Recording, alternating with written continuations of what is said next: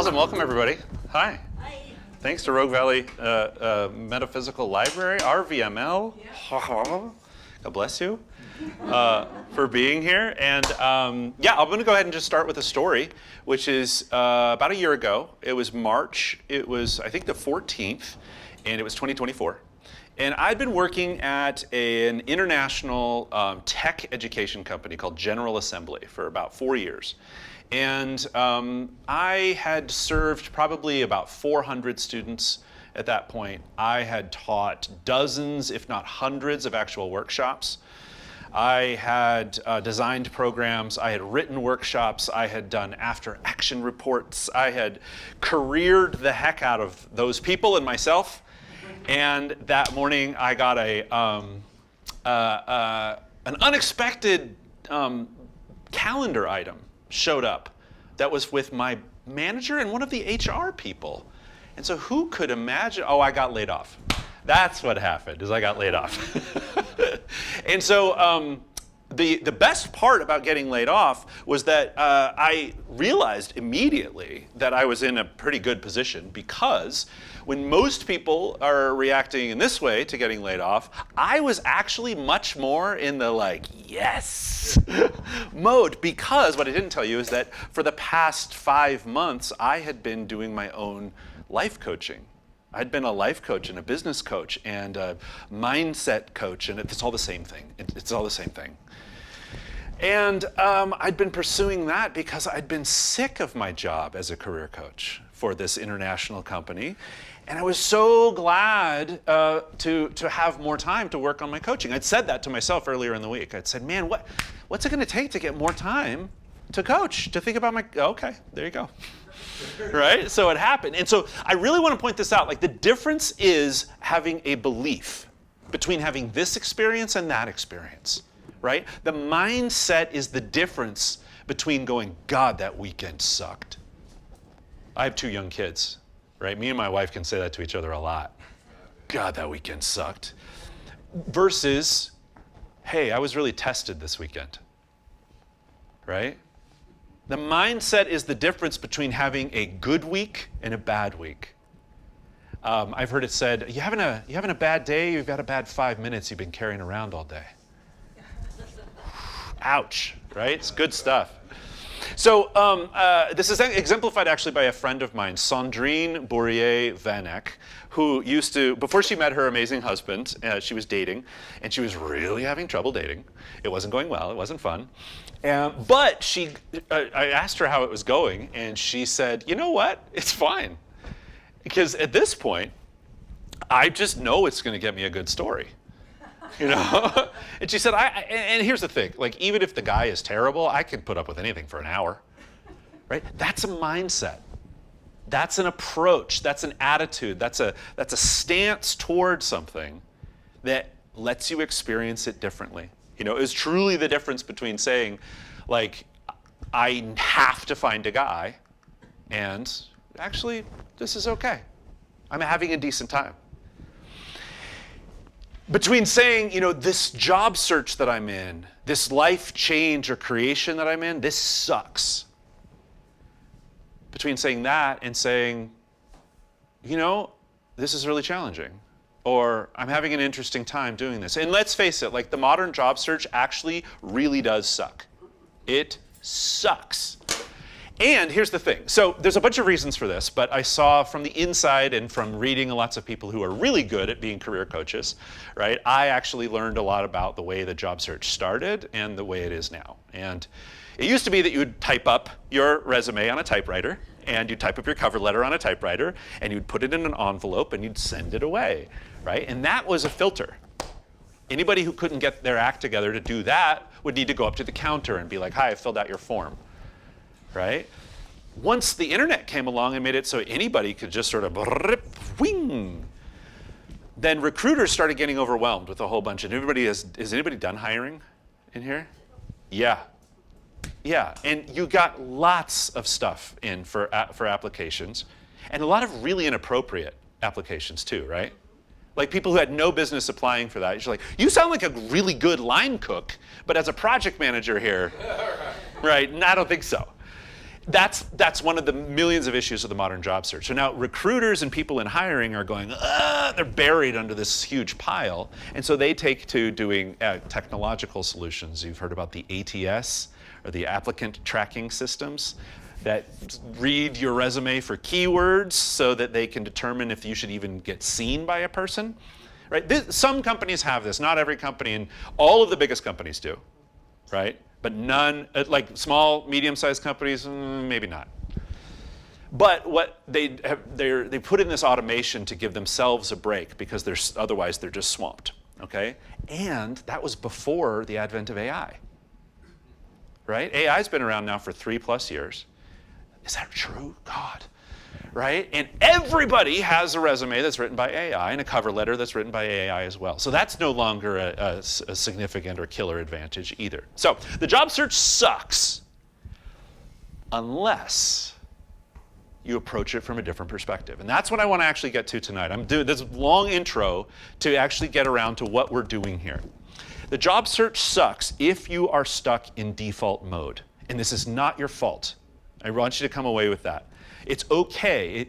It's very well grooved at this point that we should go onto LinkedIn or Indeed, find a job, send in our resume and application, and then hope, right? Maybe do a few other activities here and there. So if that's your approach, that's okay, right? But what I want to help you get out of is default and into creating your experience, sometimes on a minute-by-minute basis. That's what we're here for today, is actually to get into what I do with my clients all the time and what all of the really great coaches and mentors and idols that I have help their clients do. They've helped thousands and thousands of people because what the main thing that we do as coaches is we help people access their best selves so that they can create the lives for themselves that they want. That's it. I know a guy who's not writing. He wants to be a writer. He's not writing. So what's going on there? Right? And we get into it. I know a guy who loves his work, but he's doing it in the evenings and weekends. And he's like, this is not why I went into business for myself. And so I'm like, what's going on there? What's going on? It is that he thinks that if his clients show up with a request, he has to fill it or he's a bad dude. He's not doing a good job. And it's like, well, is that true? And he's like, no, that's crazy. You know, but it takes going into it with somebody or in a way where suddenly you get a chance to create rather than operate from your default. That's what we do as coaches. That's what all of your great mentors do, right? And they give you a chance to say, what if you try this?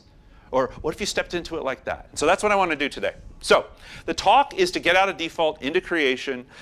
My hope is that you come out of this with tools to help you with lasting and sustainable growth and change. Okay? The thing I really want to emphasize is that for me, pressure has never helped. And anytime I get into a pressure situation, like it's great to have a deadline, right? I had a deadline today, right? I wrote my notes. I'm so proud of myself, right? Deadlines help. System structures help. But pressure and rigidity and the push doesn't help me. Now, maybe it helps some other people, but I want to give everybody the tools that I've used to actually create a cool life. What actually has really helped me is ease, and really focusing on ease. And I'm at the point now where I can trust myself, where if I have a nice time, I'm not going to go like, oh, I'm just going to eat Jell-O and drink martinis, right? I know that I'm actually going to show up for my thing, so I actually can let my guard down a little bit. Oh, geez, what a relief. Ease is a place where there's creativity, there's room, there's time, there's flow, there's possibility. And the push, not so much. Ease is also a really good acronym. And it's what I'm going to share today. E is examine your existing systems. This is our framework we're going to use. A is adjust through tiny experiments. S is stretch from a foundation of competence, right? When you are confident and feeling good, then you stretch. And this final E is actually where we're going to start tonight. And this is engage with supportive collaborators. So, only through ease does change actually happen in my experience, when I have this spaciousness. We're going to go through these. I'm going to start with collaborators because I think they're sort of a secret weapon. And I think they're sort of underappreciated. And collaborators, in my mind, is truly a question of like, when I think of collaborators, there's people you work with, right? There's people you see regularly. And then there's the people who actually help remind you of your best self. And that's the kind of collaborator I'd love you to be considering. And I'd like everybody to remember that this isn't just for the job search. You can apply these tools in any area of change for your life that you'd like. But collaborators is who you're with that actually helps you be your best self. And the thing I think it's also really important to remember is that collaborators matter so much because change takes so much effort. It's so difficult to change, but our culture actually tells us a lie, right? 6-packs abs, 6 weeks, you got it, right? We used to, those Solo Flex ads when I was a kid of the guy going like, ugh, and the thing going, ooh, behind him, you know, and he was just shredded. I was like, I'm 10, but I want to look like that. That looks great, right? You look like that anytime you use your Solo Flex, right, Dad? We always say, Dad's on TV. And, you know, if you're here, you're open to change, or you're just experiencing it. If you're watching this, you're open to change. Good for you. Change, my great news, if it's taking you a long time to get change, you're not doing anything wrong. That's a feature. That's not a bug, right? You're not doing anything wrong. Change takes a ton of effort, and if you're anything like me, you forget all of the time, all the commitments you've made or the things you said you were going to do. I'm going to get up early, and I'm going to do a little meditation, and I'm going to write for 5 minutes about gratitude, and then I'm going to make an egg white smoothie. No, you won't. You're going to, 3 days in, you're like, what? Your friend asks you the next weekend, how did it go? And you're like, what? How did what go? Right? What happened? What are you talking about? Right? I need other people to help me remember, right? It's just fundamentally in collaboration, I show up and I see you. Hey, how's it going? By the way, right? That thing we were talking about. Collaborators help you with the effort of change. They're a hack. They're a trick. There's also like, this is a funny sidebar, but I thought it was helpful to illustrate. But when my first kid was born, I have a 6-year-old and a 4-year-old. When my first kid was born, I started getting sort of into like disaster preparedness. Suddenly I was like, I have canned food and I have water stored and I have water filtration and, you know, I've thought about heating and how I would cool, you know, whatever. And all the reading I did, I found a great site. If you're interested in that stuff, we can talk about it afterwards. But what came up a lot was this image of the lone wolf, right? These preppers in the prepper community. And when you say prepper to lots of people, they're like, are you one of those preppers? You know, this is the guy they mean, right? The guy who's going to like build a bunker, think of fields of fire so he can like protect his stuff because people are coming after his stuff, man. And he's going to show up for his, right? All of the reading says that in actual disasters, the people who do the best are the people who are in community, right? There's even an entire organization around this. It's not an organization, it's bottom up, it's grassroots. It's called mutual aid. You can look up mutual aid in your area and you can learn how to be part of a network of resilience. These were 2 images I found on the same page. These were actually next to each other in a line. I looked up lone wolf prepper, and right next to it was something about community. And I was like, there's something going on here. So I say that because when it's in matters of life and death, the lone wolf dies and the pack survives, as they said in Game of Thrones. I just got goosebumps. That was awesome. That was totally unintended. The lone wolf dies. We don't do as well when we're alone. Okay, so in your job search, in your life recreation, in whatever you're considering, when you do it with people who make you better, right, who remind you of who you can be, you do better, right? And so, if there's one thing that I'd love for everybody to take from this, that's very male. If there's one thing that I'd love for you to take from this, it's that you have so much power over your day-to-day experience of your own transformation.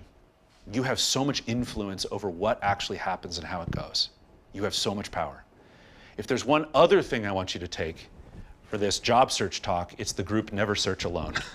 Okay? This is a book by Phil Terry. You can go to phil.org, and I'll share this around as well. But yeah, but yeah, Never Search Alone is incredible. It's a $20 book. Every other element of the program is free. Every other element is free. And there's 3 main sort of pillars. But basically, Phil Terry is a product guy who worked in tech products for quite a long time. And he did a number of other sort of volunteer-oriented things. But he saw lots of trouble with the job search. And he started collecting ideas on things that worked for people. And over time, he says there were more than 200 major and minor revisions of the book, where they made changes to determine what was actually going to be the best set of rules that people could follow to get good results. And the very first one, well, obviously, we're not supposed to do it alone, right? Sort of important. The first one is that you will get linked up. If you go to their website and sort of put in your name, you will get linked up with what they call a job search council, which is a small group of other people who will meet, who are looking for things at a similar level. If you're starting your career, you're not going to get matched up with executives, right? They aim to get people who are at similar levels in their careers. And actually, you know, I saw you grabbing notes. Like, please do take those. I don't have a handout. I'm going to pass around. We can stay in touch, right? And I can remind you of this stuff. But this is good stuff. So you'll get hooked up with the Job Search Council. That's for free. Right? The second is that it will give you a bunch of ideas for how to reconnect with people you used to work with, to ask them questions about what they saw in you. Right? I also love the idea of, like, what if you make new friends with people who you would like to work with, right? And say, what do you think I should be looking at? What do you think I should be doing? Right? And then third are a bunch of techniques you can use in the interview process to really dig in deep and make sure it's a good role for you, and also impress the hell out of the interviewers, okay? And the reason I'm sharing all of this is because I've seen this work for people like my wife, Chrissy, who made the banana chocolate chip muffins over here, so we already love her. She didn't get an actual job out of it, but she got people to help her with her process, right? She had co-companions for a while. And she's still doing the second pillar of meeting people who she would like to work with and getting information from them. One of my friends, Emily, who was laid off at the same time that I was, actually joined Never Search Alone's group, and over the months she said probably 2 to 3 interviews a month over the past year. And she just got a job a couple months ago.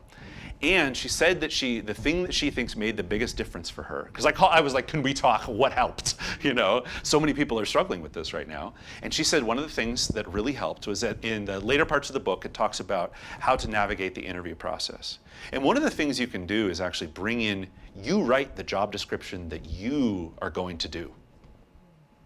Here's how I'm going to show up for this job, based on the interviews that we've done so far, the skills that I have, the ways that I'm going to drive change and value, my understanding.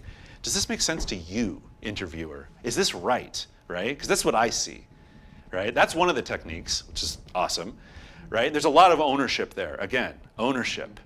Right? I own this experience. The second piece that Emily did, she said really made a difference, was I think in her second interview, she brought in her 30, 60, 90-day plan, where she said, here in 30 days, here's what I want to have accomplished. In 60 days, here's what I want to have accomplished. And by 90 days, here's where I want to be in terms of the things I know, the people I understand, right? And she said they told her that they were just so impressed with the amount of ownership and engagement that she had in the role, the amount she'd thought through how she would actually make a difference and what she would need to learn to be able to do it effectively, that it pretty much fast-tracked her to getting the job, period. Like, it was like, well, I mean, crap. Like, that was easy. You know, that she really helped them. And so this book has ideas like that in it, in addition to community. And so this ties in with the idea that there might be, I'm loath to say there is a secret, right? Because I'm sure if you've been in the job search for any length of time, you've seen a million people who want to sell you stuff, right? Who want to sell you their proprietary job search program, which is going to solve all of your problems, right? The reason I recommend this is because it helps get out of being in standard default mode and into an ownership mode. Here's the research I need to do. Here's the self-belief and engagement I need to do to show up. Now, if these techniques don't end up being the ones that work for you, having them in your brain is helpful potentially, but also you're not just going onto LinkedIn or Indeed and looking for a job that might fit your, right? You're taking ownership in a different way. So anybody who tells you that with their secret you'll have an edge, don't listen to them. Anybody who tells you that you have everything you need and that if you slow down and access your own wisdom, connect with the people who set you up well, and move forward with confidence and trying to find confidence, that's the person to listen to. Right? Those are the people that love you. Those are the people that want you to succeed. This guy loves you too. He also has said, hey, I've seen people do these steps and I've seen it work. So, you know, the fact that he gives most of everything away for free except for the $20 book, that says a lot to me. Right? This person's helping. Okay? So this is amazing. And I'd love for everybody to think briefly about who will you travel with? As you think about this change for yourself, as you think about your job search, as you think about what's next, you've probably been thinking, maybe I should give her a call. Who will you travel with? Just run through your Rolodex in your head for a second.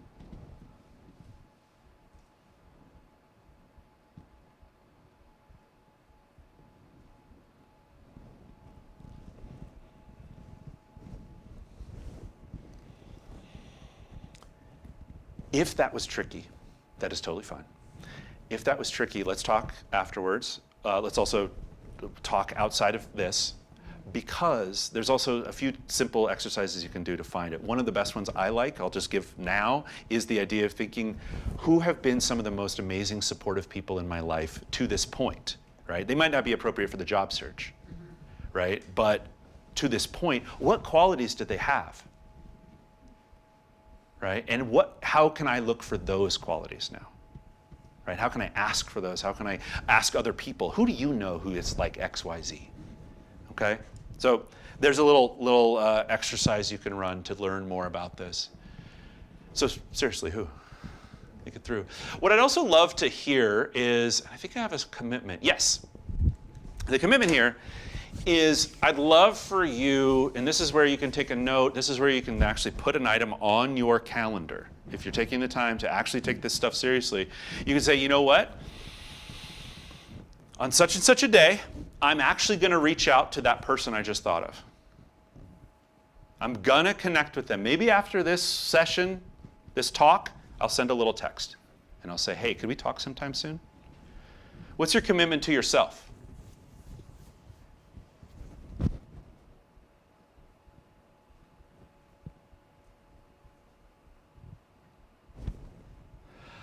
I'll leave it there, except I will also pass around this board, which is a way to leave your contact information for me so we can get into we can talk about this, especially if this was tricky, okay? It's also, if you have any ideas that it might be helpful to talk down the road, put your number on there, we'll talk. No obligation, I'm not gonna sell you stuff, whatever. Put your stuff down, I'll be in touch. Because what I've found, is anybody familiar with James Clear's Atomic Habits? Okay, it's a book, it's a huge, one of the biggest like nonfiction, like self-help books in the last 20, 30 years, like multiple millions of copies. This is called an implementation intention, and it's from his book. I've actually seen these be helpful. You say, on voting day, I'm going to take lunch at this restaurant, and then I will go by my ballot box station. I'm making a plan to implement this thing that's important to me. You can do this with anything that actually matters, especially something that, like me, you're likely to forget, right? Like reaching out to somebody or setting yourself up for, to take advantage of some good idea. Put it on your calendar, right? Say, here's what I'm gonna do at that time. Give yourself a little note. If you finish a task, if you're like, oh, I'm finished actually cleaning up my resume this time, I don't have time to do this right now, but next time I have job search time, I'm going to reach out to this person and that person. Give yourself a little task ahead of time. And then when you come back, you go, oh, hey, helpful previous me. I left myself some notes, right? So you have the email list. We will be in touch. We will talk about this and whatever else comes up. This is why I think collaborators are massively important, and I really wanted to give you a chance to think about who you might get in touch with so that you could bring them into your lives. Because I think they'll make a real difference for you. And if you want to talk about it afterwards, we can talk about how to activate them successfully. We can talk about any concerns you might have. So let's move on to systems, okay? Let's move on to the first part of our framework, the EASE framework. And I bring up systems right now, and this is when a lot of people go, oh man, robot time, you know, oh, but I'm an artist, you know, I can't do all systems-y stuff. A friend of one of my clients actually says, like, I hate it when we get into this systems talk. You're gonna turn me into some, like, I feel like I'm gonna get super rigid. You know, and I'm like, well, that's true. I was a hippie artist for ages, and let me tell you, like, that system did not work very well for me. I'm never writing anything down. That's why I'm like, put it on your calendar, guys. It's so cool, you know, because I found that it's actually been really important. All right, so I want to get into systems and how they actually, what I've actually found is that they set you free. Now, let's see. The systems paradigm is the first thing I'm going to introduce, and this is from an awesome book called The Power of Systems. This came out last year. This is by Steve Chandler, Trevor Timbeck, and basically the core argument, especially at the beginning of the book, is that all of us are immersed in what they call the folk psychological world. Right? Anytime something comes up in our lives, we appreciate it or understand it through a folk psychological lens or through pop psychology. Basically, we say, oh, it's because my parents, it's because of, oh, I'm probably afraid of success. That's why I'm not pursuing my dreams. You know, that's where we think of things. They make it really clear that when they're denigrating psychology, because that's what they're doing, they're not denigrating the practice of psychotherapy with a psychologist or a psychiatrist. They're denigrating the implementation usefulness of pop and folk psychology. When we look at the world through a psychological lens, we get maybe interesting conversations and a fun time over some mimosas on a brunch time, but we don't get stuff that's really usable for us to move forward. And what they have found, and their argument is, that when we engage with systems instead, and we think about things as systems, we actually have what they call workability, which I love. Okay? Systems give you workability. They give you, if you understand things in terms of systems, you have something you can grab onto and adjust. So let's look at how this actually works in practice. So I did a year on the road with Cirque du Soleil. This was a photo that I took of the backstage area of all of the artists and costumers and clowns and musicians, and that's the juggler. All right, there's a Chinese acrobats, here's a singer, right? And there's our artistic director. Yay for artistic leaders. Right, here's some costume stuff. This is one of the tractor trailers that we had. 40 different cities over a year. We'd spend a week in each city in an arena, in a basketball or hockey arena, like these big places, right? We would roll between cities. They would drive overnight, and 19 tractor trailers would drop off the set, and one of them was devoted entirely to the kitchen that we had, because we were always fed when we were in the arenas.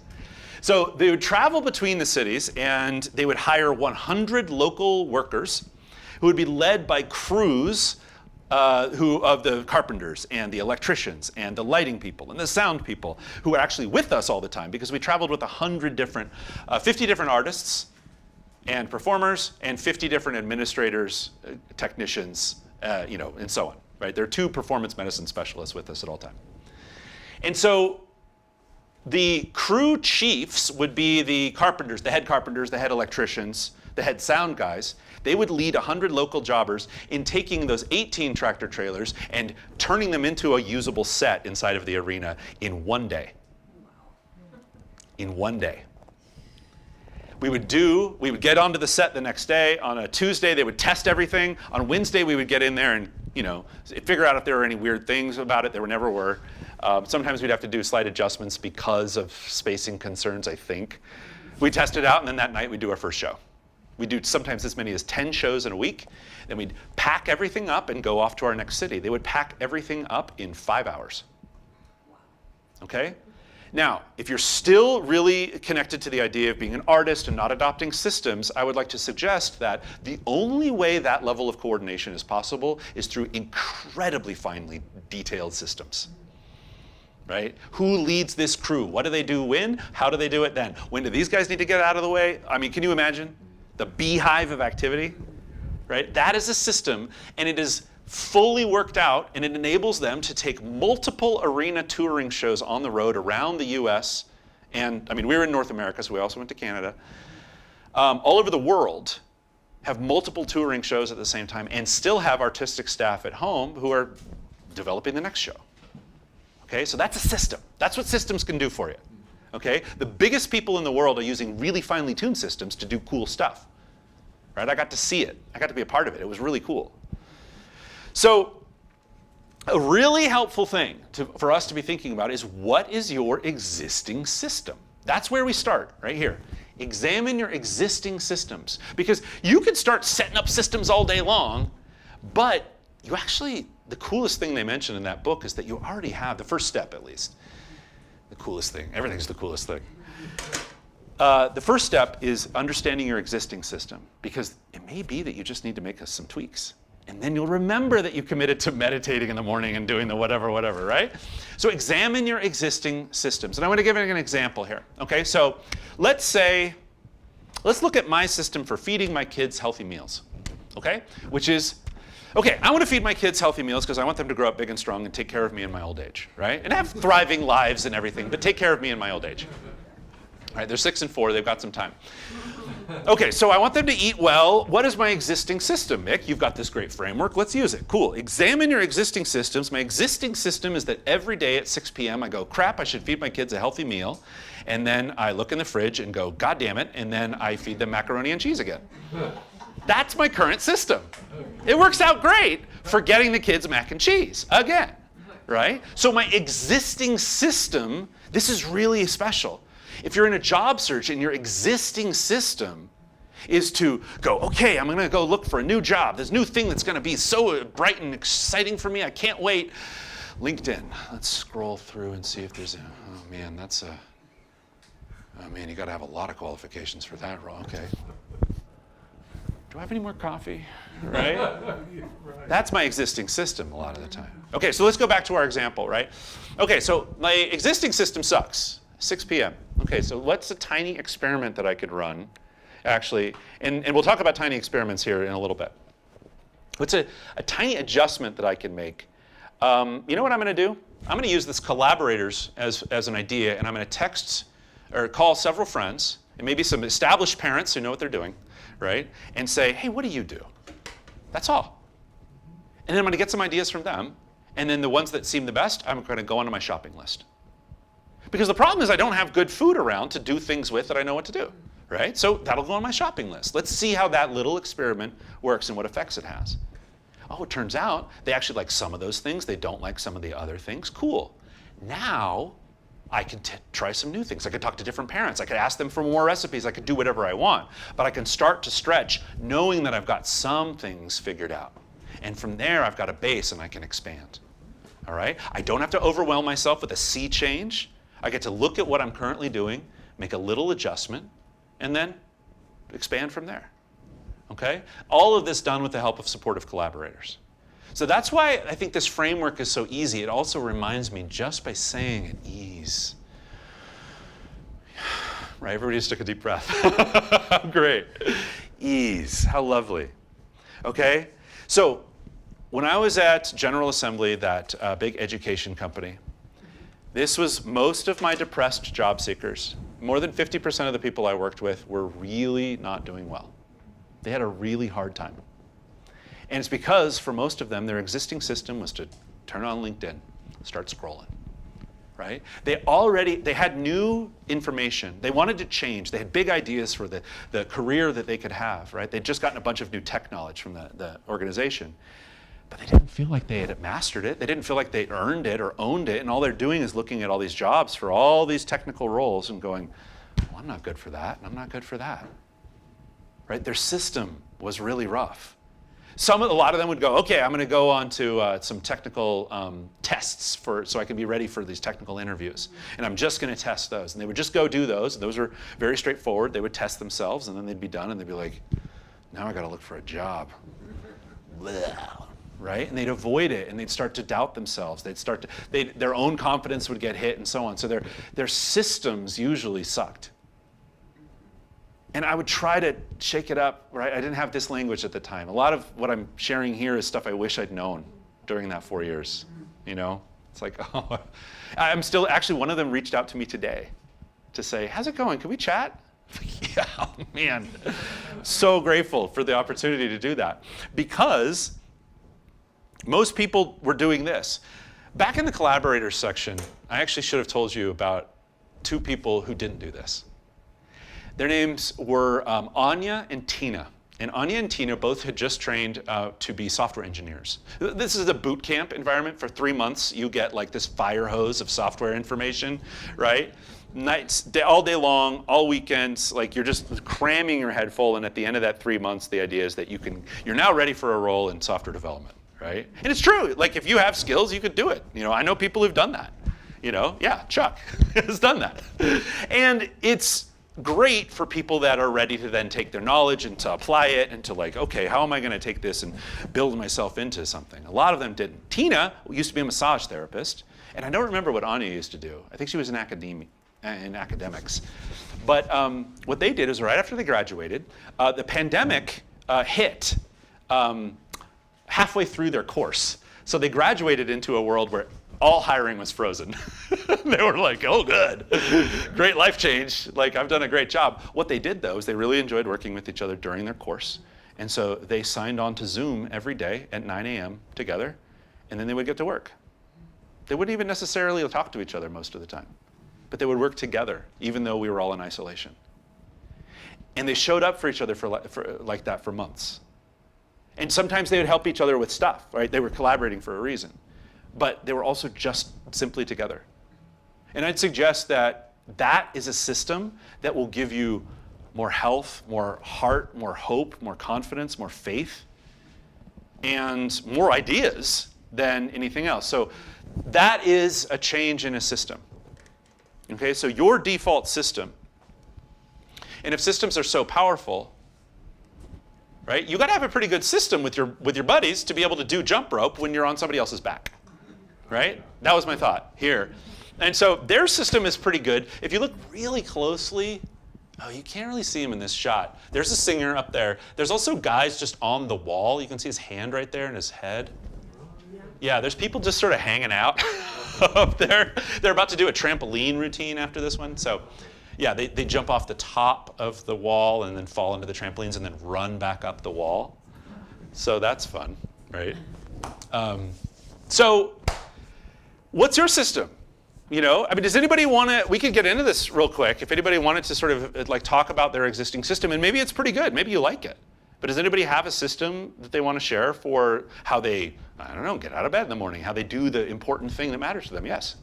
I've developed a system for myself because I know the propensity to fall back into old habits. Yes. And I have an app that's a barcode alarm app. Okay. And so in order to turn it off, I have to get up and go scan a barcode. And so I have barcodes all over my room for certain things. So it's like, you know, I say I'm going to get up at like 6 and go to the gym.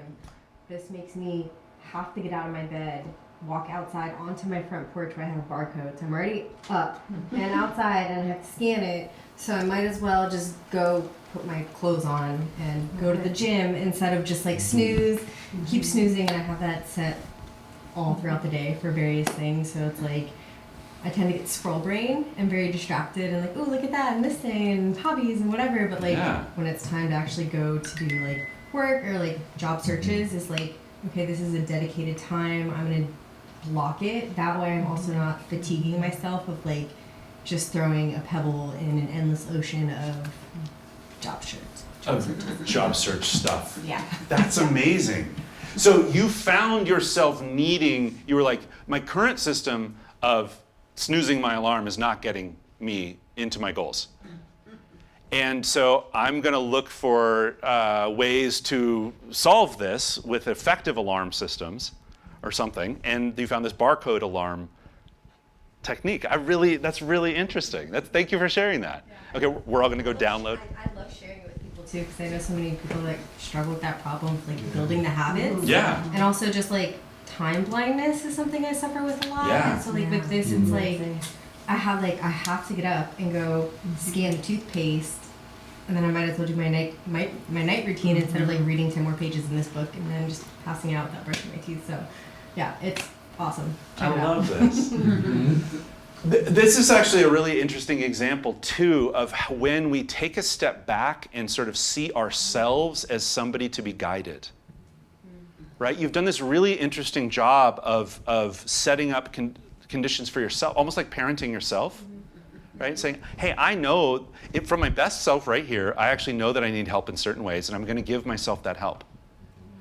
Which is a really great framework for the kind of work that ease will actually allow us to do. When we stop and slow down a little bit, we actually get the opportunity to solve the real interesting opportunities and challenges, rather than keeping pressurefully sort of trying to hammer our way into the things that we think need to get solved now.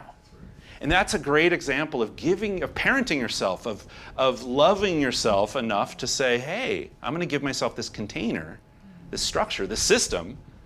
Great. Lovely example. Anybody else have something I want to share, including bad systems, like mine for feeding my kids?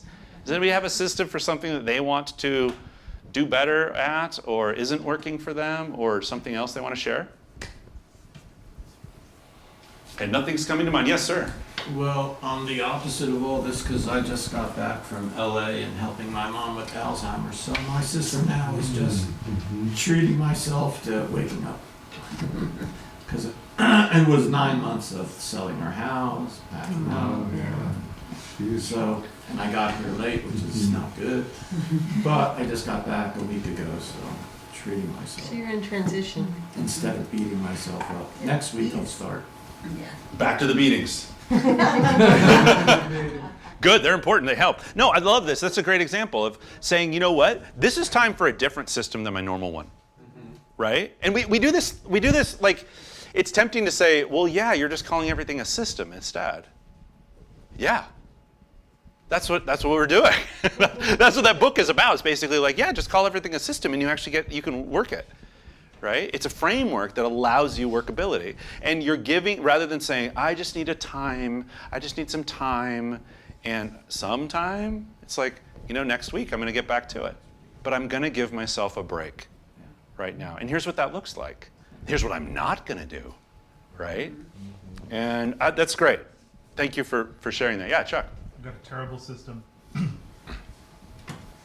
I work with a lot of Europeans, so I start working at 6:30 a.m. basically, and everything is on fire all the time. So I basically work completely focused, without any breaks at all, without moving, getting up until like 1 p.m., 2 p.m.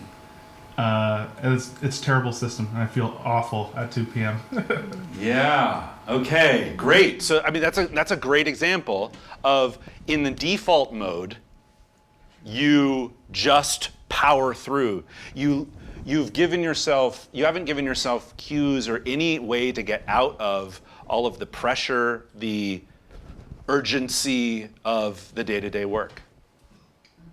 Great. Great. And so thinking of this as a system, does it give you any ideas, or what comes up if you think about that as a system? Actually, used to have a better system. The Pomodoro method. Where you put on a 20-minute timer. You do 20 minutes of completely focused work, and then 10 minutes off, 20, 10, or however it splits out. Yeah. But you literally have timers. It's called Pomodoro because that's Italian for tomatoes, and that's how long it takes to cook a tomato. Oh, okay. So you get up and take a break. Whatever you're doing, you interrupt yourself.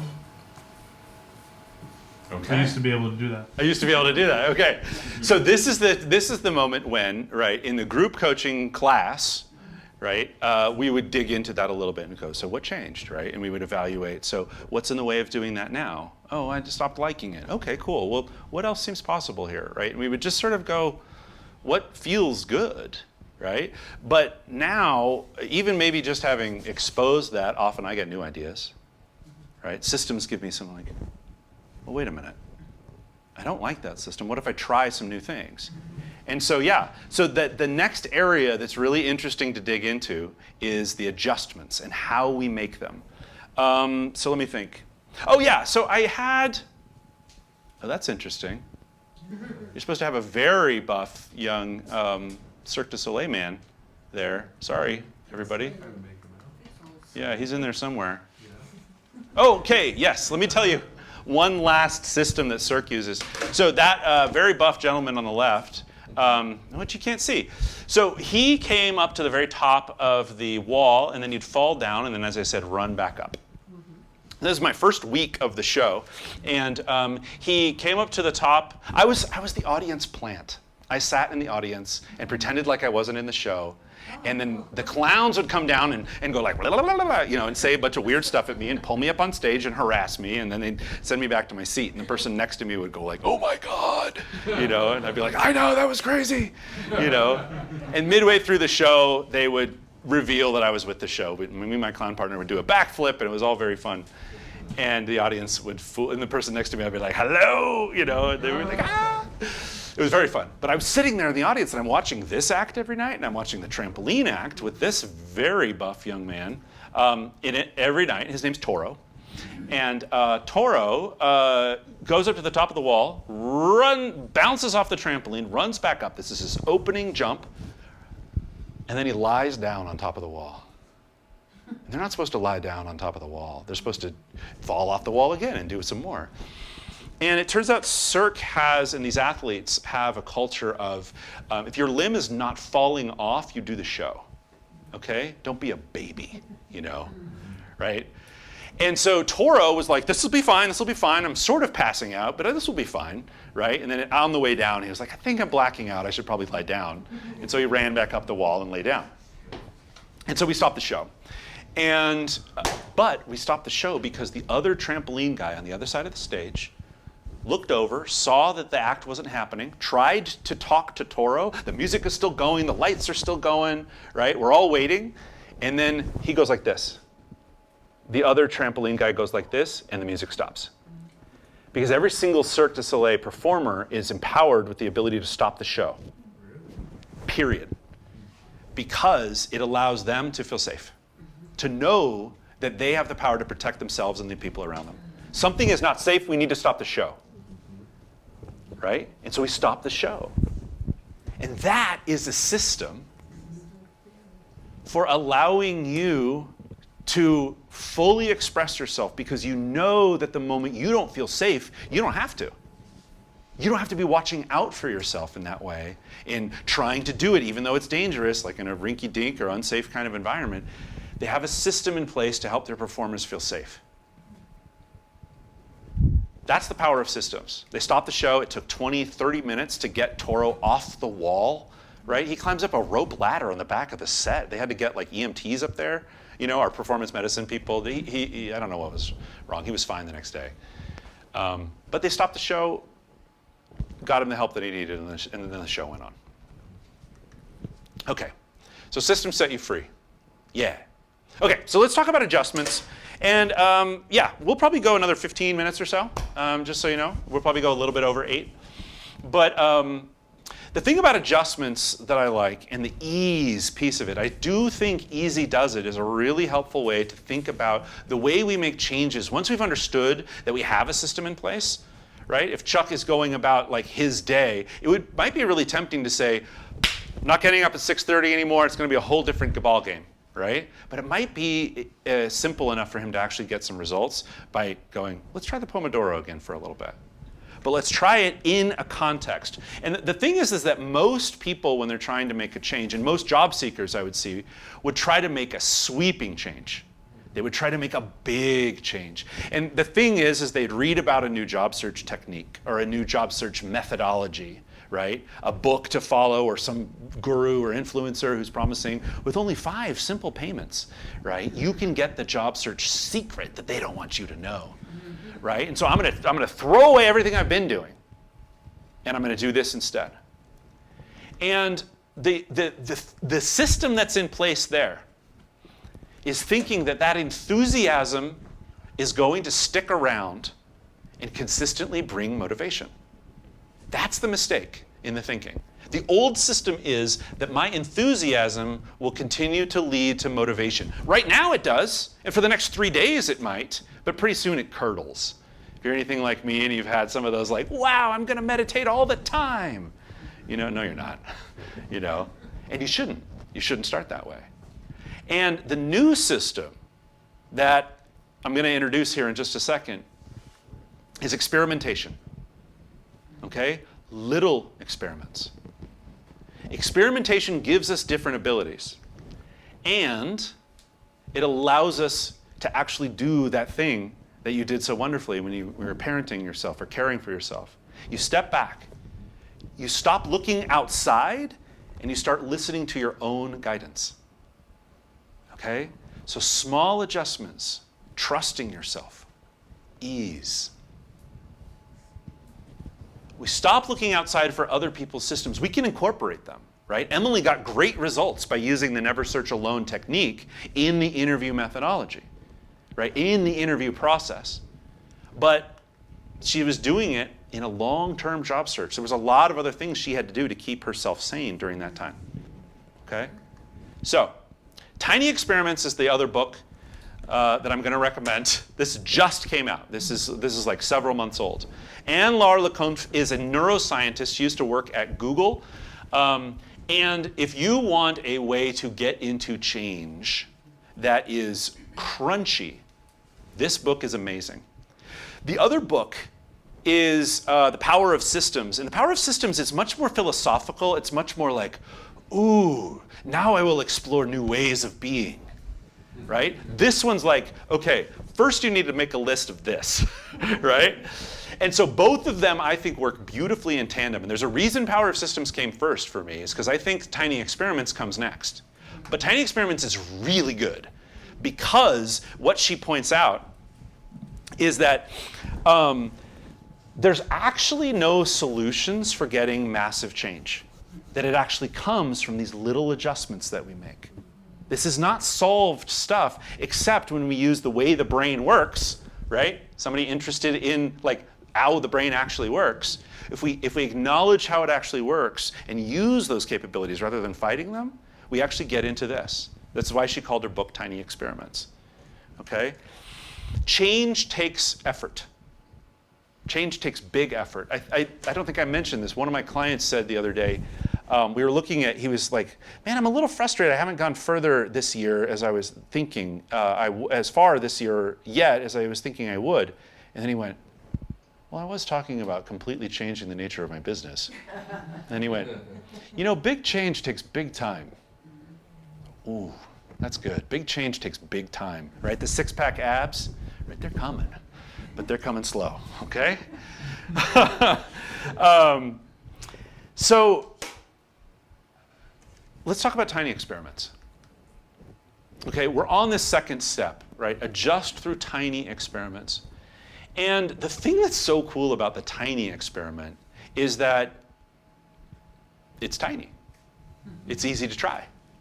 So one that I did recently, and this was, I realized, so I have a coaching business, and part of my business is I need to like talk to people to see what they're doing, to see if I can help, right? Otherwise they don't know like that I'm doing my business, right? So it's up to me to reach out to people and say, hey, how's it going, right? And some of them go, oh, bleh. And I go like, you want to talk about that? We could probably get you some clarity. And some of them go, okay, cool. But if I don't do that, I don't have any potential new clients, right? It doesn't happen, right? So I've heard it said that entrepreneurship is a daily battle between the world's worst manager and the world's laziest employee, right? What I found, though, when I was talking to my coach, right, because those really help, I was talking to her and I said, you know what, if I just put on my headphones and just start, a lot of stuff gets done, right? And once I actually get into it, and I have the headphones, I've got some beats, right? Got some lo-fi beats. I actually get things done. So that's an experiment I've been running for a while. And I've been reminding myself of that. Just get started. Put on some music, right? Just start might be a great experiment to run, right? A little mind hack, right? But we're not even in the experiment section yet, but you can think about them that way. What happens if I just start? Let's try it. Oh, hey, right? Or, no, this still sucks. Okay, what else can I try, right? Because you're experimenting, right? The wonderful thing that she mentions in the book is that the experiment is non-judgmental. The experiment is simply about gathering data, right? And at the end of it, you sort of what did I learn? How did that go? What happened? And so one of the key aspects of the tiny experiment that she really recommends is that you make what she calls a pact with yourself, where you say, for 2 weeks, anytime I'm struggling with doing my core sort of outreach activities for client building, I will put on my headphones and just start. And I will see what that's like. After 2 weeks, I'll review. That's a pact. Now, if you need to remember that, you can set a little reminder for yourself. And like 2 weeks from now, I have a time to see how did that experiment go. Or I can set reminders for myself. I can put some barcodes up on my alarms and say, hey, how's that going? Oh yeah, I'm doing this thing. Right? But the pact is a time-bound way to give yourself the encouragement to do the thing and then actually just review what the data shows you. If I try a different job search site for a week instead of LinkedIn, if I reach out to a friend before I start doing my job search activities every day, what happens? What happens? She did. She's the founder of what is called Ness Labs, after mindfulness and all the other Nesses out there, which I can't think of right now, of course. But Ness Labs was her effort to share in practical terms what she was learning from her neuroscience studies, right? And so she made herself a pact. Every day for the next 90 days, I'm going to write something. Anything about neuroscience. I'm not going to blog about it. Every week, after I did that, she did that experiment. She went, this is really fun to write this stuff. Now I'm going to blog about it. Every week I want to publish one thing about what I've learned in a way that helps somebody use it practically. I'm going to do that for 6 months. Not so tiny, but it was built off of, it was stretching from the experiment she'd already run. She already had confidence that she enjoyed writing. And so she stretched a little bit, gave herself a new experiment to run. I'm going to see what this is like. Right? And so what I'd really love to do is just encourage everybody to use these little experiments, these little adjustments that you consistently do, because what you'll find, what I've found in doing them myself and what my clients have found, is that the old understanding that enthusiasm is actually going to lead to motivation and I'm going to change everything goes away. And the new understanding shows up. That momentum leads to motivation. When I do a thing over and over and watch myself consistently do it, then I go, heck yeah, I'm going to keep doing it. Right? I literally give myself gold stars still.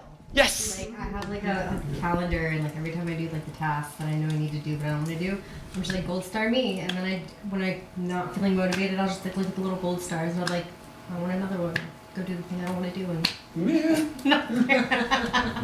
It's so sweet. I love that. That's really sweet. The motivation then, because you're also like, what am I going to quit now? Look at all these gold stars.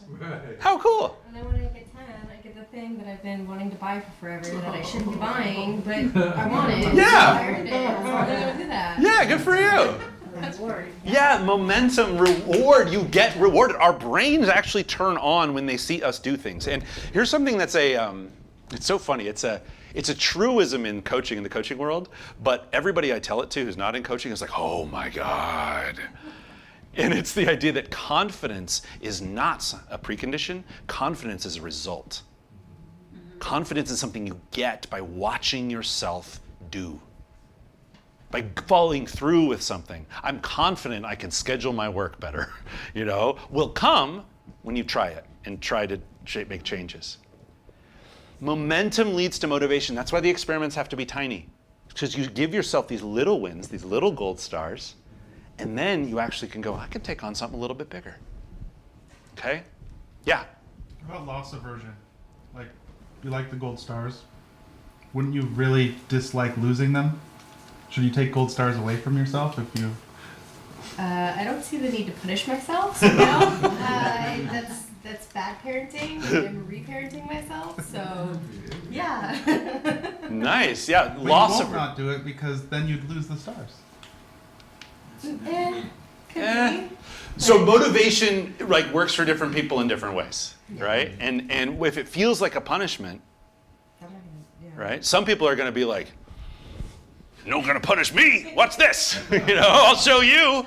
And other people are going to be like, "Well, that just makes me feel sad." You know, no, I don't want to do that. But yeah, I mean, there's all sorts of brain hacks. I bet you should read this book, Chuck. You might dig it. So this is the part where I have bad news, is that our final aspect of the ease model, right, where we stretch and we talk about all the modes and ways to do that, we're actually not going to get to tonight. And I apologize for that. Yeah, I'm sorry. I'm sorry. The fundamental idea, though, for the ease, in the ease model, is that once you have given yourself, you've understood your existing system, you've started to adjust it by making little experiments for yourself. What happens if I go to a coffee shop and do my work from the coffee shop, right? I mean, you could still go on job sites and do that miserable like job searching LinkedIn experience or Indeed or whatever, but if you do it from a coffee shop, maybe something's different. Maybe if you also have a latte at the end of it, right? Good times, right?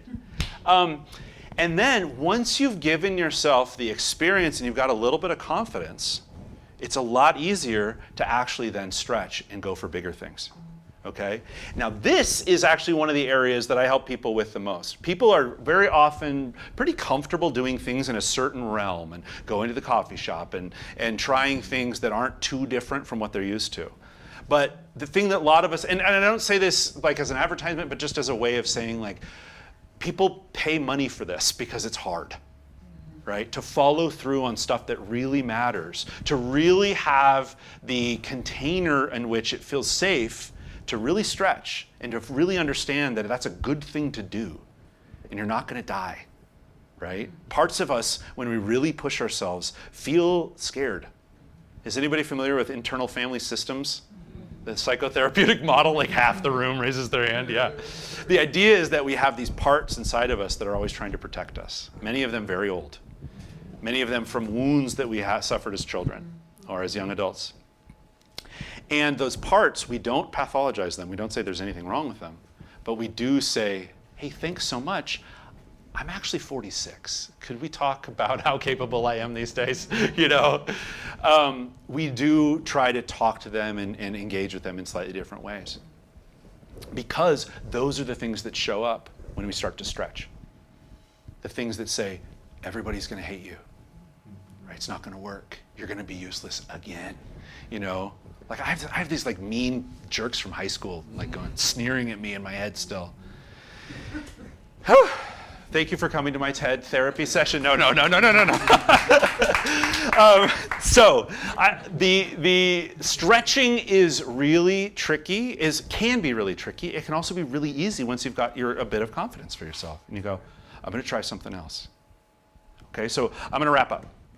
In closing, when you get out of your default mode and you get into creating yourself, you get into ownership.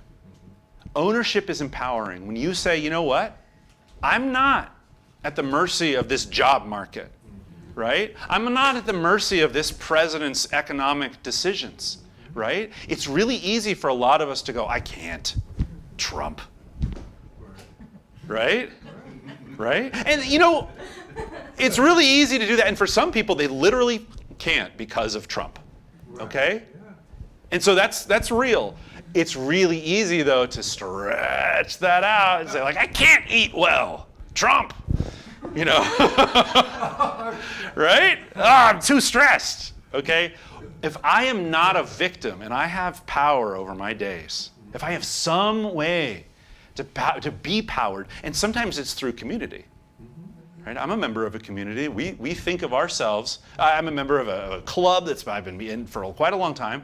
We think of ourselves as powerless, but that we get the power when we come together. We help each other do things we can't do on our own. Right? When I take ownership over my results, when I get into creation and I get away from the default, when I get into ease rather than, you better figure this out, you you know, whatever. You better figure it out, or they're going to find out about you, right? I just do so much better, you know? I actually have, for everybody, so I have a couple of gifts tonight that I want to give everybody, and all you need to do is just put your email on the list. The first is an audio program. It's 30 minutes long.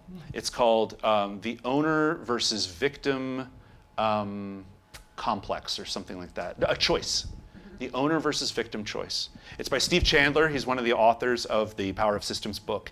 And it's a half-hour audio about the ways to identify, I'm in victim mode right now. I'm in, oh, I can't, versus I'm in, I will, right? I'm going to, right?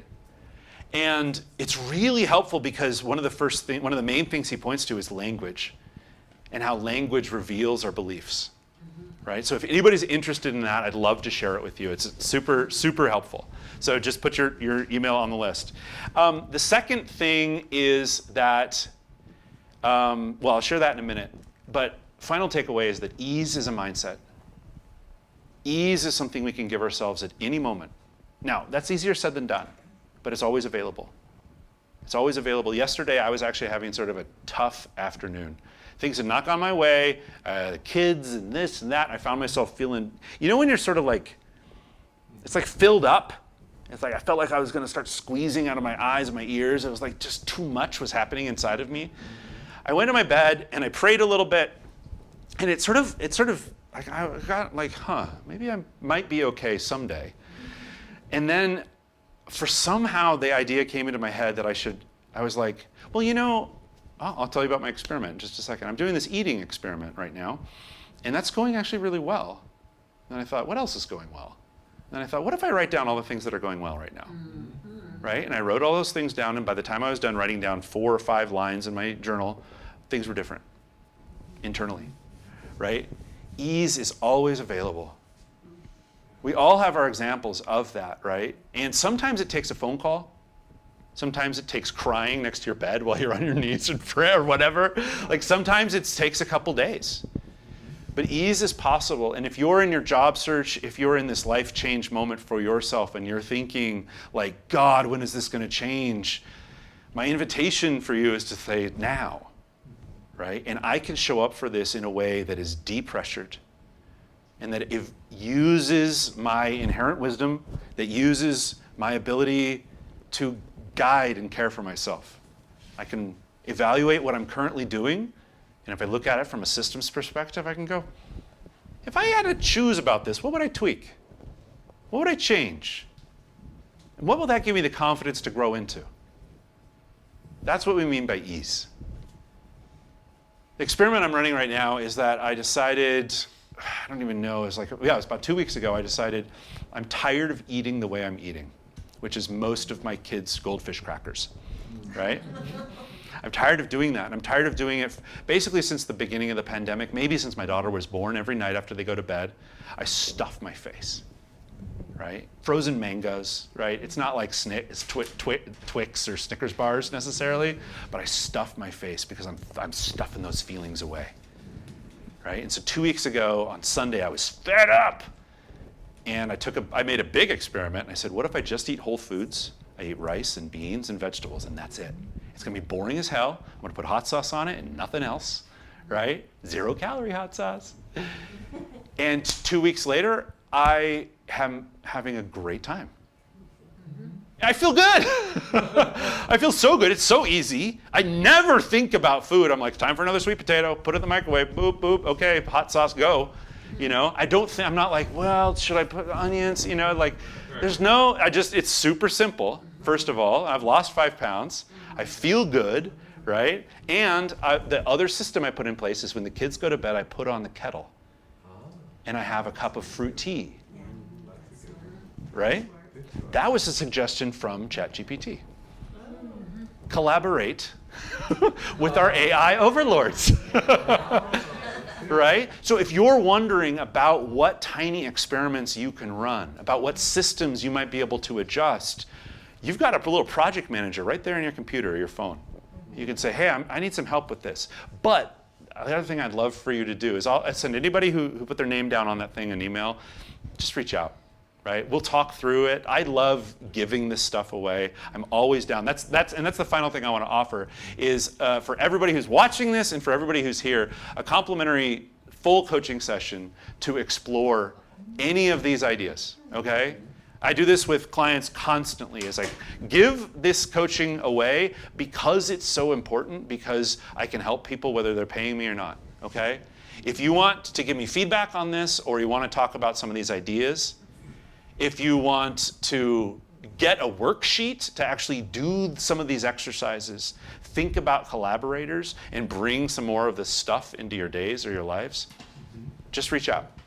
Okay? If you want ideas for systems you can run and a container to establish for yourself for how you could actually make some changes that would be gentle, and also you could be reminded about why they're important and about how to take care of yourself, I would love to talk about that.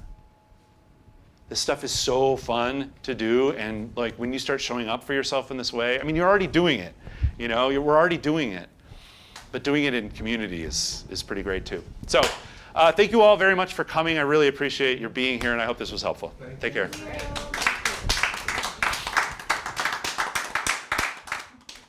So yeah, cool.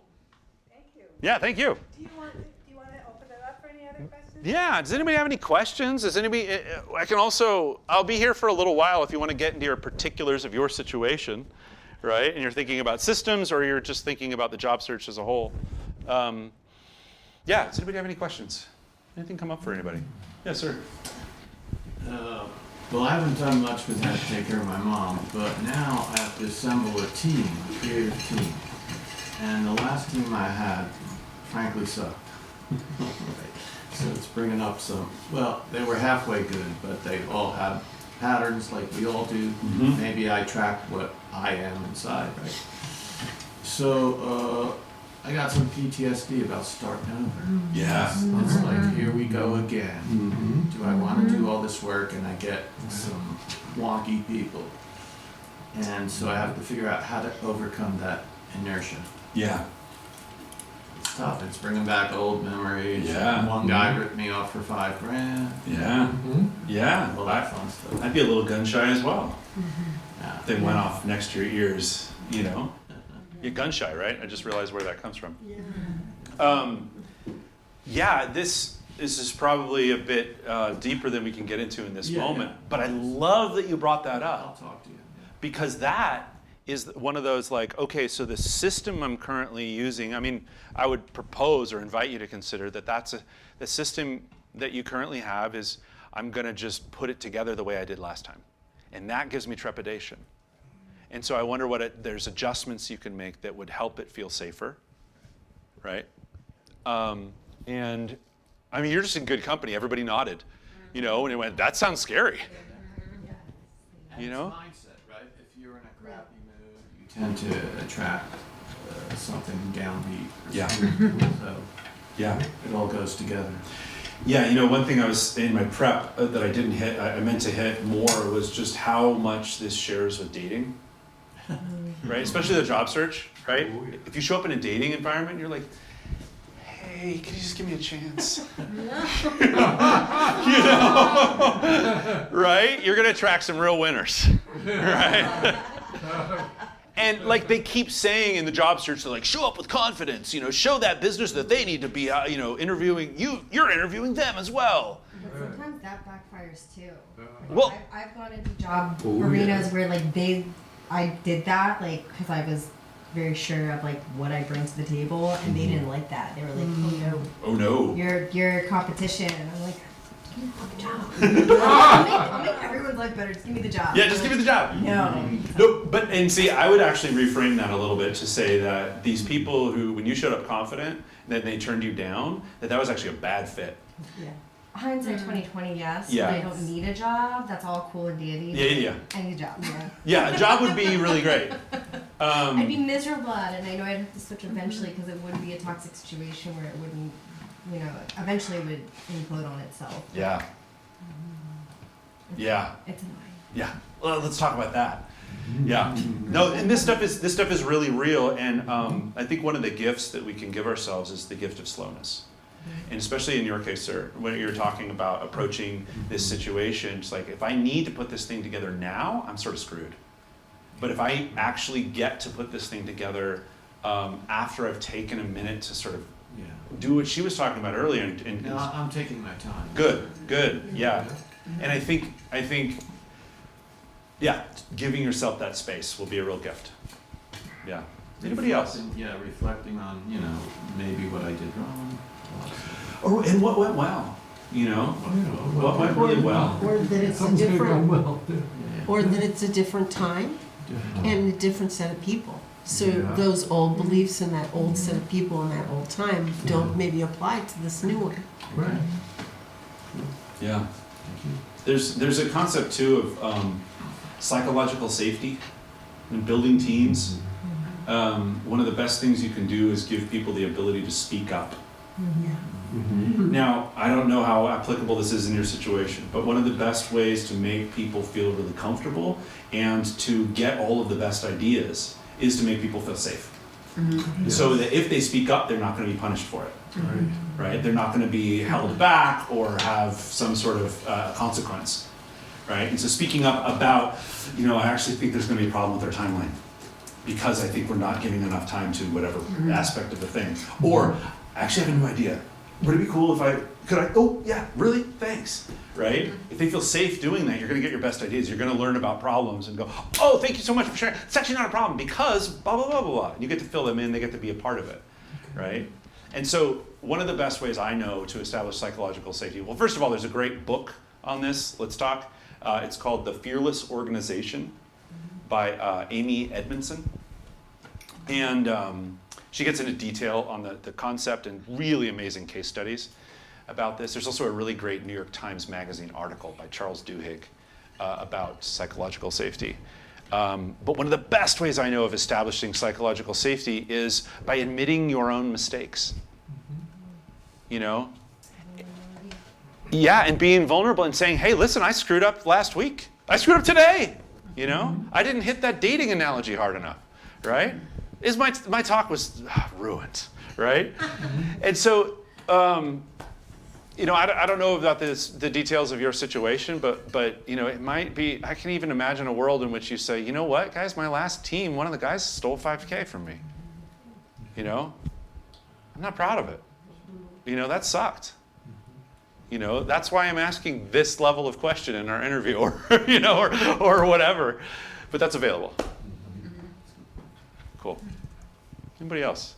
If you need to leave, please leave too. I don't want to hold anybody here. Thank you again, Mick. Awesome. Great. Yeah, thank you so much. I'll talk to you all later. Take care.